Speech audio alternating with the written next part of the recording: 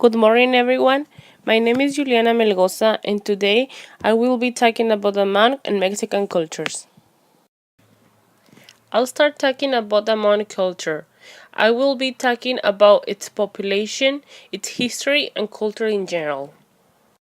It's difficult to get an accurate estimate of the Hmong world population due to the fact that no official census has been conducted.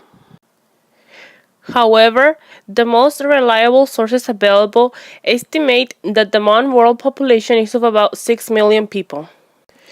Of those 6 million people, 5,030,897 people live in China, 2,500 in Vietnam, 125,000 in Thailand, 4,000 in Burma, now Myanmar, 165,000 in the United States, 7,500 in France, 1,100 in French Guiana, 700 in Canada, 350 in Australia, 130 in Germany, and approximately 200,000 in Laos. The Hmong have existed in China for over 5,000 years. Even though their origin is unknown, there are four theories that attempt to explain where the Hmong came from. Based on Hmong legends and introduced by Supina, a French Catholic missionary, the theory of the Mesopotamian origin indicates that the Hmong came from the Pamir area in Central Asia, before their migration to other parts of China. The second theory, the ultimate southern origin theory, was introduced by researcher and Hmong expert Ichtet. This theory suggests that the Hmong came from the ancient Sangwei, a mountainous area in southern Gansu. Regardless of the theories mentioned above, most experts agree that the Hmong came from China, and that in fact they were in China even before the Chinese. The fourth and last theory, the Russian origin theory, was evolved from the work of researcher ls362final, and it asserted that the Hmong had already occupied the Siberian plain around Lake Baikal.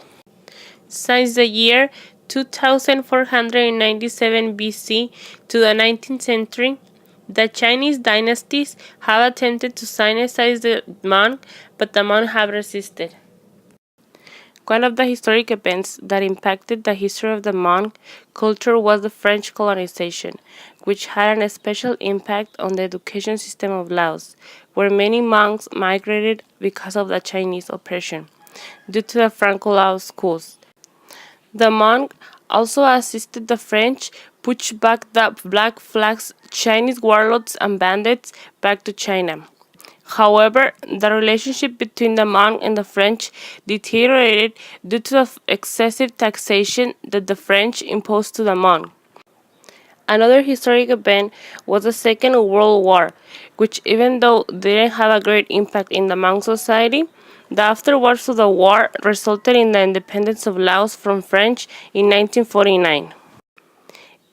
In addition, the global effects of the Cold War caused the internal conflict within Laos. The Vietnam War had a big impact on Hmong society. About 10% of the Laos population died as a result of the war, and education was constantly interrupted due to the constant fighting and movement of the Hmong. For the Hmong, family is very important. They consider it the most important unit of their society. In the Hmong culture, the family consists of all the people living under the authority of the same household. The Hmong family is strictly patrilineal. This means that when a child is born, he or she takes on the father's clan name. However, when women get married, even though they still stay in contact with their family, they lose all the rights provided by their original clan to embrace those provided by their husband's clan. In the family, each individual have a task. Men are usually in charge of providing for the family, while women are in charge of the house chores. In the same way, children are in charge of simple manual labor, and grandparents' task is to take care of the children and educate them. Besides the importance of family, clanship is of great importance for the Hmong. In fact, Clanship is considered the basic social and political organization in the Hmong society. Like I mentioned before, when a child is born, he or she takes on the father's clan name. Little is known about the education system implemented during the prehistoric period up until the 18th century. It is believed that skills were taught informally and passed down from generation to generation. During the French colonization, the French imported their education system to Laos. The first school for monks was built in 1939. Even though there is no record on how many students enrolled in that year, in the year 1960s, monk students increased to 1,500 attending 20 village schools. This number has gone up significantly, and by the year 1975, primary education for monks expanded to 9 districts with 164 schools and over 20,000 students. The traditional Hmong religion is composed of three elements: animism, ancestor worship, and shamanism. Animism is a belief that consists of the three elements or more.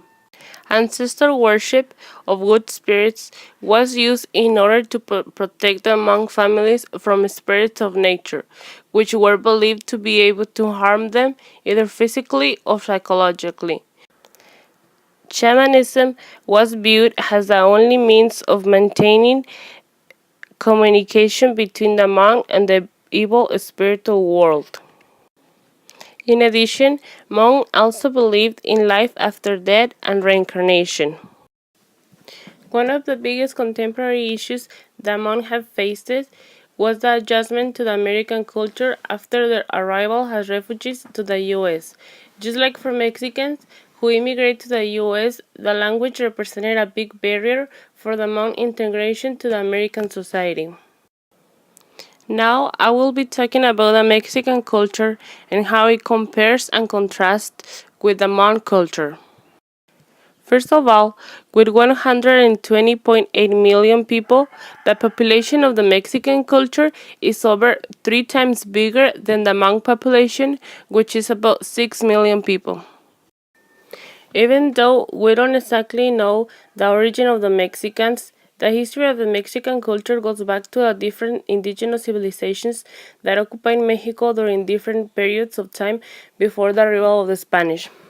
These civilizations include the Olmec, the Teotihuacan, the Mayan, the Toltec, the Aztec. Some of the important events in the Mexican culture are the Spanish colonization, the Mexican independence, Mexican Revolution, and the Mexican-American War. The Mexican social structure is very different from the Hmong social structure. While the Hmong social structure is divided by clans, the social structure of the Mexican culture is divided by classes. There are three main social classes in the social structure of Mexico: the poor, the middle class, and the wealthy elite.